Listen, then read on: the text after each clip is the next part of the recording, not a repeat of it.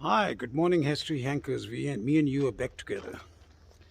On my way back from Petra to Oman, I was passing through the highway, and then I suddenly saw this road sign says Karak, the famous city Karak, and then suddenly something lit in my brain because I've been here once before. For many people, people come to Karak. It's a famous tourist destination, but they come to Karak to look at the Karak castle, and we'll probably go there as well because that's, I think, an important pit stop in the modern day history. In the Karak castle is the place where the Battle of Hattin in 1173 happened. This is where a trade caravan was coming from Muslims, and the king of Karak looted that castle and kept the merchants and the merchandise as captives. And that was the break of a truce that happened between the king of Jerusalem, king of Karak, and Saladin. And Saladin was extremely upset with that break of promise, and that resulted in the Battle of Hattin in 1173 in the place Hattin in northern Israel. And then, as a result of that battle, the Christian power in Jerusalem broke forever. Saladin conquered Jerusalem, and Jerusalem came under Muslim control for the second time. So we're going to get there to the Karak castle to see. It was originally a Crusaders' castle. But the reason I've stopped here is, and I'll show you. You see, I've stopped at a very old, desolate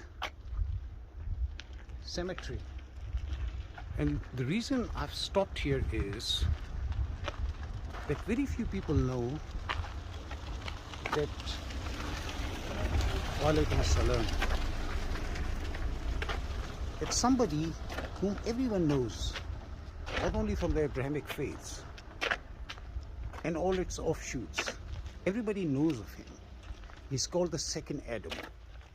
He's called Prophet Noah. And this is the graveyard where Prophet Noah is buried. Isn't it fascinating? Now, like many of the prophets, he's got other graves. There's one in Turkey. There's one, I think, in Uzbekistan or one of those Central Asian countries as well. But I haven't done my own research on where did he originate, where did he live. The one in Uzbekistan we can easily rule out. History says that after the Great Deluge, he stayed there where his ark landed. Wa alaikum assalam, kaifa halak? Alhamdulillah. مفتاح المقام. أسف. تلفون. Video. This gentleman is asking what am I doing. Telephone.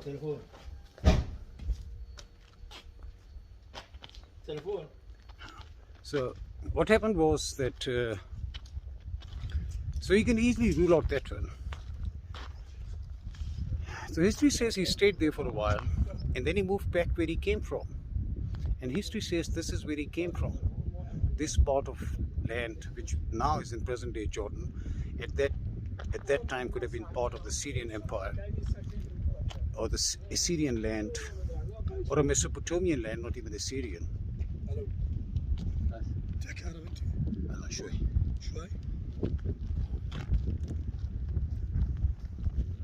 So, all these people are interested in the presence here, talking to camera. I think it's quite fascinating. They're asking me what I'm doing. So anyway, and then he came back, and as he came back, as he made his trek back, he settled his children and his progeny at different places. And that's what you get Ham, Sam, Japheth, the three sons which he settled all his way, and that mushroomed in today's population. And we're all descendants of those sons of Noah. That's why he's called the second Adam. So he came back here, that much we know. And this place where I'm going to show you is, in my opinion, okay, not my opinion, might not matter that much, but in the opinion of many leading scholars, that is the grave or the tomb of Noah. Let me show you. There's some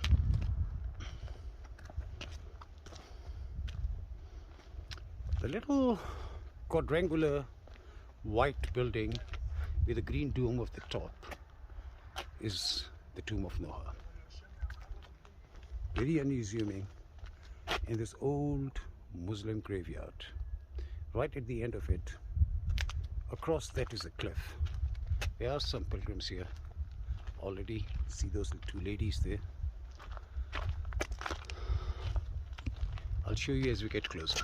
الروم والصليبيين، ولكن الله عز وجل رجع الإسلام لها، ومن هنا صلاح الدين فتح بيت المقدس.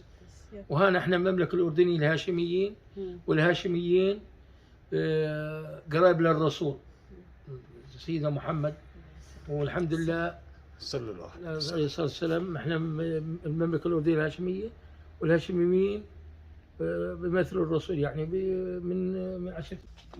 So this very kind old man sitting in a wheelchair, as I got close to the tomb, he called me back, and the two ladies that were there, interestingly European ladies, he called us back, and I had to kind of use my very very basic Arabic to communicate to him, and then he managed to communicate to me that we have to call the key bearer of the tomb, and that's what he was telling us now. He was giving us, like, not me, the European ladies, give a bit of a crash course about the history of Karak, that it was a Roman place, and then it was taken by the Crusaders, and then when Saladin came, he conquered it, and then ever since it's been a Muslim place, and now it's part of the Hashemite kingdom of Jordan. So that much I knew. So for those ladies, they're very mesmerized. I don't think so they understand a word of Arabic. One of them is a Muslim, other one is a Christian, but doesn't matter. Noah is the father for everyone.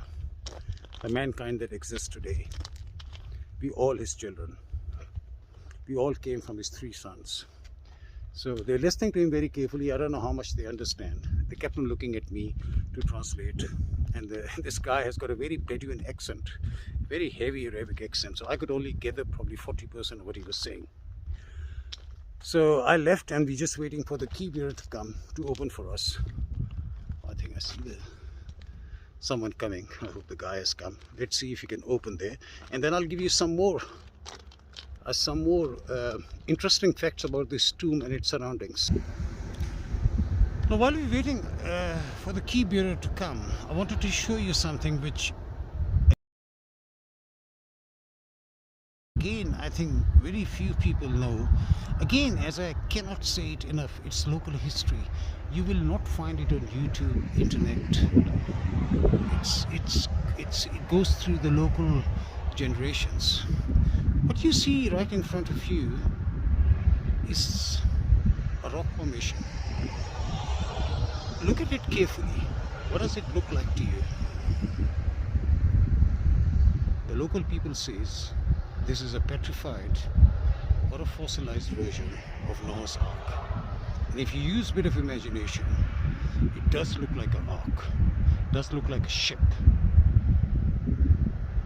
The deck and the sides and whole of it. They believe, the local people believe, and obviously there's another ark which we all know famously at Mount Ararat at the border of Turkey and Armenia. I've seen that as well, and that's commonly believed that that is Noah's Ark. But local people believe that Noah's Ark, after the flood receded, came back here, and this is where Noah lived, and it parked here, and then Noah built his hut somewhere nearby, and he lived the rest of his life here in this plateau, in this valley, and this is where he passed away. They believe the trees that you see as I'm panning my camera, this is where the trees were where Noah and his faithful cut the logs to make the ship. And they believe that after many years of wandering and taking the faithfuls to the safety, the famous yacht or the famous Ark of Noah came back where it started, landed here, and obviously over centuries it got petrified or fossilized into what you see now. That's the local tradition. I cannot vouch for its authenticity, but it's my duty to bring it to you, what I see and what I hear.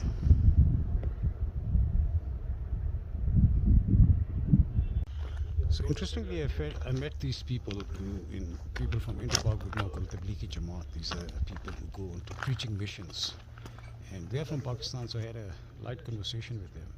They also knew of this place, about the tomb of Prophet Noah, and they've also come here, and we're all waiting for the key bearer. He's been phoned, and no guarantee if he's going to come, and if he's going to come, what time he's going to come. But anyway, we wait, and as you can see, it's a small eddy cube. It's not big. It's probably, I don't know, size of an average living room. I'm going to try and take you around it to try and see how big is this thing.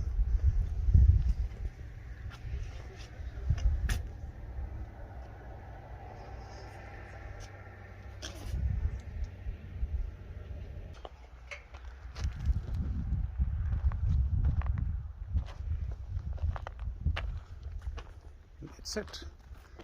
If I don't know, I mean,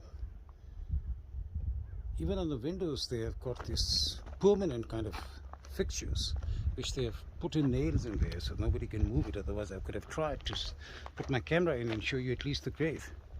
Beyond my control. Wish I can get in. I'm waiting for the key bearer. I'm going to wait for him for some more time before we head back. So me and the two European ladies are waiting here very patiently. It's been an hour for the key guy, the key bearer, to come. Now those Jamaat people that I showed you,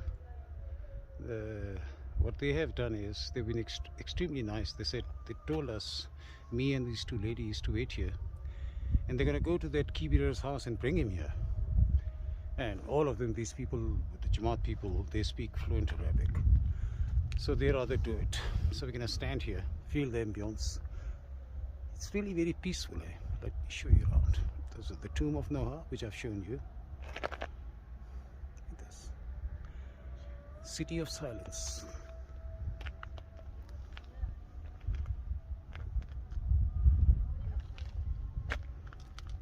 Nothing. No noise. No chirping. No birds. And these people here buried at the footsteps of Noah. Prophet Noah, may peace be upon him. There is a strange attraction to this tomb, and that's what made me stay here, not budging. Last time when I came in here, it was also locked, and I didn't wait. I just waited for 5 minutes and then I left. But now this time somehow something is telling me to wait, and I've been waiting for more than an hour, and then just purely out of luck these people from Jamaat came in. So after the exchange of banter, once they realized I'm originally from Pakistan as well, they've been extra helpful. They said, okay, you wait here. They told the ladies, you also wait here, and we're gonna go and we're gonna find the key bearer. We're gonna go to his home. Either we're gonna bring the key or we're gonna bring him, and then we're gonna go inside and offer our praise and have our one-to-one session with Prophet Noah. So I'm gonna sit here patiently waiting for the key bearer to come, or the key to come. So it wasn't meant to happen. We waited for close to more than 90 minutes, and the key bearer kept on promising that he's coming and we should wait, and now he's finally switched off his phone. So we're gonna go to the Karak Castle and make an attempt to come back one more time to see if you get lucky. If you don't, then just pay your respects to Prophet Noah, and maybe we get another chance to see him.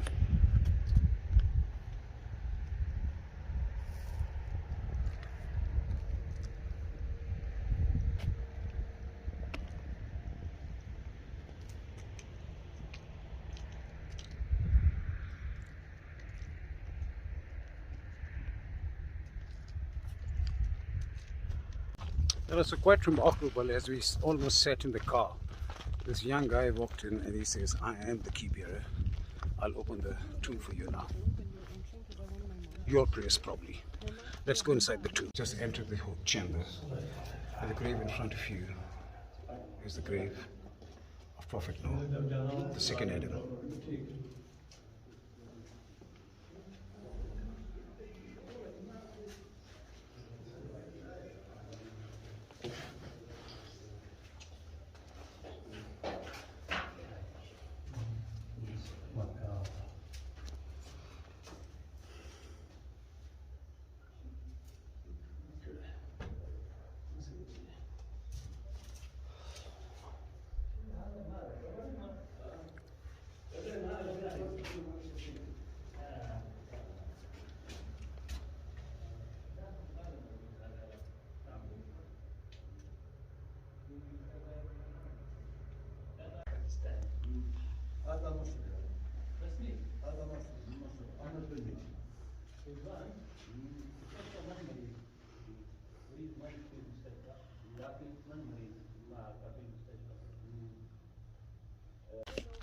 So you see patience, perseverance, conviction, faith, pace. I almost gave up, I must be honest. But there's something inside me telling me that I'm going to be able to go inside and pray by his grave. And somehow, miraculously, this custodian who's been evading us switched off his phone, suddenly appeared, opened for us, allowed us to pray inside. All of us, the Jamaat people, the two European ladies, myself, thank you so much for being with me. Adios, ciao, tutsis, hambagatle. Allah Hafiz, ma salam vida. Goodbye.